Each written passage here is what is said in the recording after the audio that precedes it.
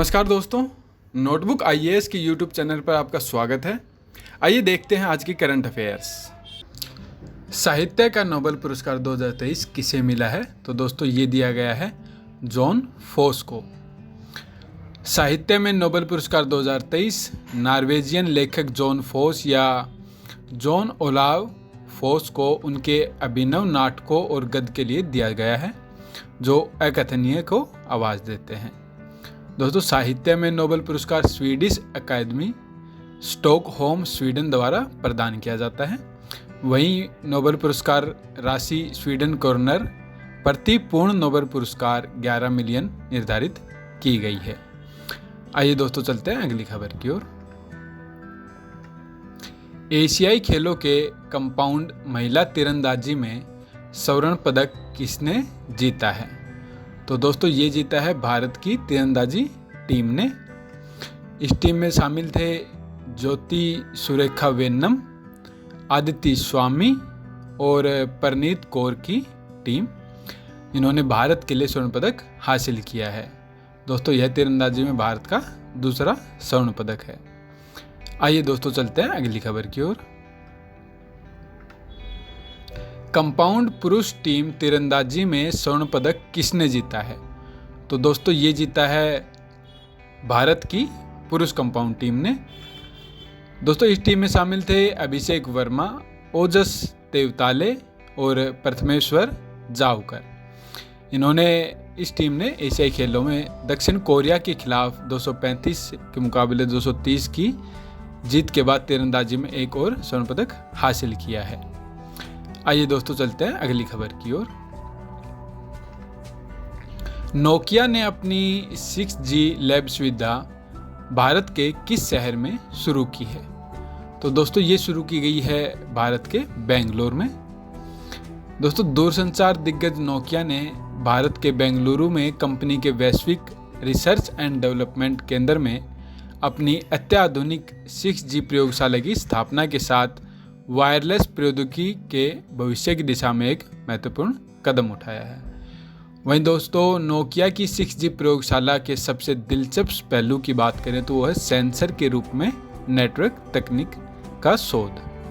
दोस्तों यह क्रांतिकारी अवधारणा वायरलेस नेटवर्क को सेंसर के रूप में कार्य करने में सक्षम बनाती है। आइए दोस्तों चलते हैं अगली खबर की ओर।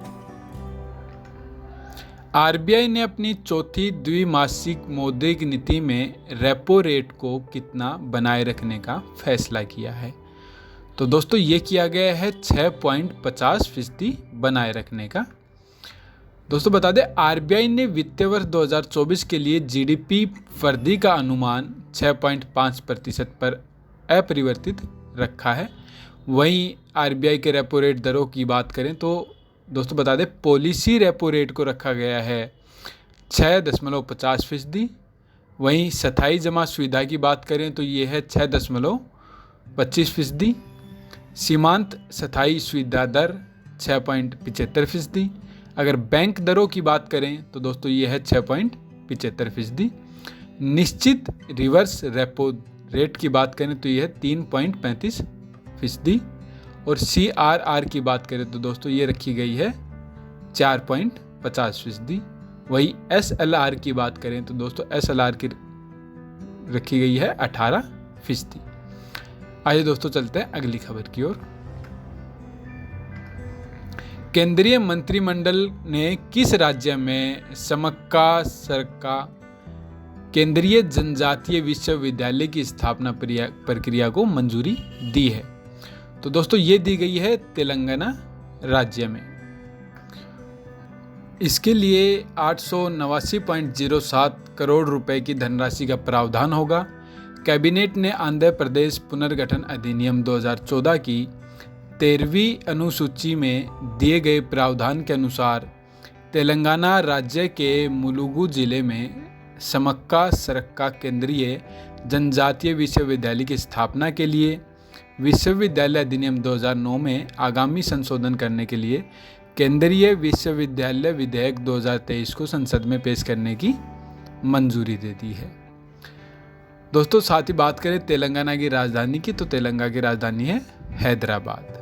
आइए दोस्तों चलते हैं अगली खबर की ओर। मणिपुरी भाषा में बाल साहित्य पुरस्कार किसे मिला है? तो दोस्तों ये दिया गया है दलीप नोंगमेथम को। यह भारतीय भाषाओं में 35 वर्ष और उससे कम उम्र के युवा लेखकों को सम्मानित करने के लिए 2011 में स्थापित एक वार्षिक पुरस्कार है। दोस्तों दलीप नोंगमेथम को उनकी पुस्तक इबिम्मा अमांगसुंग नगाबेम्मा, जो एक कहानी संग्रह है, उसके लिए मणिपुरी भाषा में बाल साहित्य पुरस्कार 2023 प्रदान किया जाएगा। आइए दोस्तों चलते हैं अगली खबर की ओर। अरुणाचल प्रदेश के किस पशु को जीआई टैग दिया गया है? तो दोस्तों ये दिया गया है याक चुरपी को। दोस्तों अरुणाचली याक के दूध से तैयार प्राकृतिक रूप से किण्वित पनीर को हाल ही में प्रतिष्ठित भौगोलिक संकेत यानी जीआई टैग दिया गया है। दोस्तों बता दें, प्रोटीन से भरपूर चुरपी राज्य के कठोर, वनस्पति विहीन, ठंडे और पहाड़ी क्षेत्रों में आदिवासी याक चरवाहों के लिए एक महत्वपूर्ण भूमिका निभाता है। आइए दोस्तों चलते हैं अगली खबर की ओर।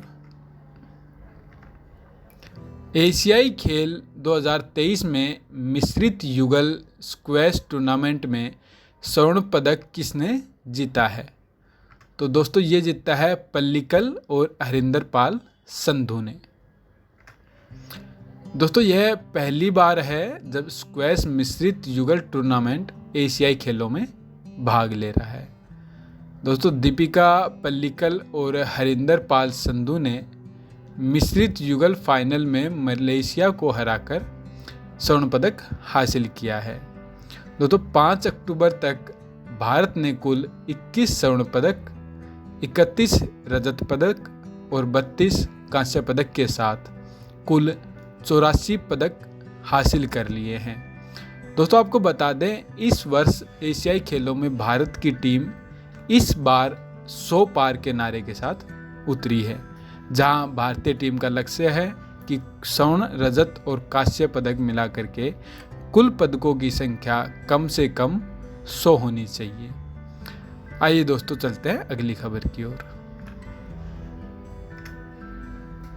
S&P ग्लोबल मार्केट इंटेलिजेंस सर्वेक्षण आधारित सूचकांक के अनुसार सितंबर में कौन सा इंडेक्स अपने 13 साल के उच्चतम स्तर पर पहुंच गया है?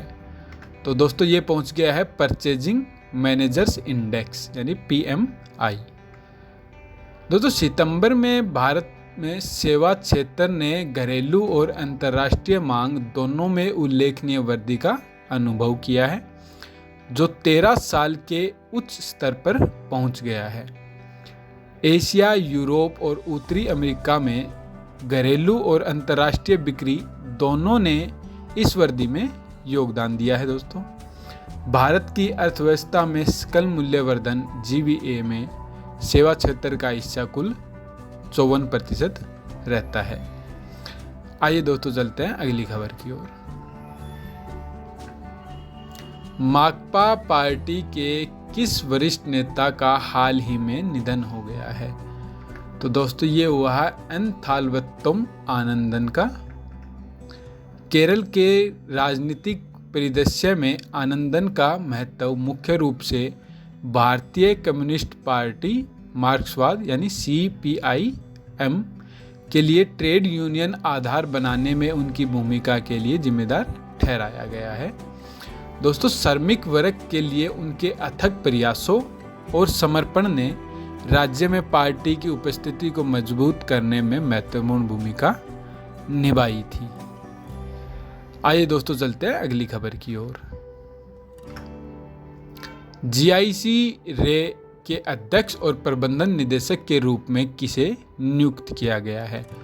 तो दोस्तों ये नियुक्त किया गया है रामास्वामी एन को। दोस्तों GIC रे ने 1 अक्टूबर 2023 से अपने नए अध्यक्ष और प्रबंधक निदेशक के रूप में रामास्वामी एन का स्वागत किया। दोस्तों GIC रे के साथ रामास्वामी एन का जुड़ाव 1988 से है, जब वह सीधी भर्ती अधिकारी के रूप में शामिल हुए थे। 3 दशकों से अधिक के दौरान उन्होंने गैर जीवन बीमा के विभिन्न पहलुओं में अटूट प्रतिबद्धता और विशेषज्ञता का प्रदर्शन किया है। आइए दोस्तों चलते हैं अगली खबर की ओर। सरकारी नौकरी में महिलाओं को 35% आरक्षण देने की घोषणा किस सरकार ने की है? तो दोस्तों ये की गई है मध्य प्रदेश सरकार के द्वारा। राज्य सरकार ने राज्य में महिलाओं के लिए 35% आरक्षण प्रदान करने के लिए मध्य प्रदेश सिविल सेवा नियम 1997 में संशोधन पेश किया है, जिससे अब मध्य प्रदेश में सीधी भर्ती के स्तर पर 35% सरकारी नौकरियां महिलाओं के लिए आरक्षित हो जाएंगी। आइए दोस्तों चलते हैं अगली खबर की ओर।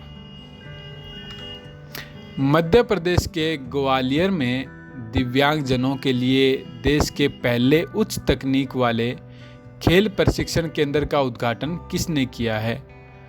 तो दोस्तों ये किया है प्रधानमंत्री नरेंद्र मोदी ने। दोस्तों इसका नाम पूर्व प्रधानमंत्री श्री अटल बिहारी वाजपेयी के नाम पर रखा गया है। वहीं दोस्तों दिव्यांग खेलों के लिए अटल बिहारी प्रशिक्षण केंद्र में देश भर के दिव्यांगजन अभ्यास और प्रशिक्षण ले सकते हैं।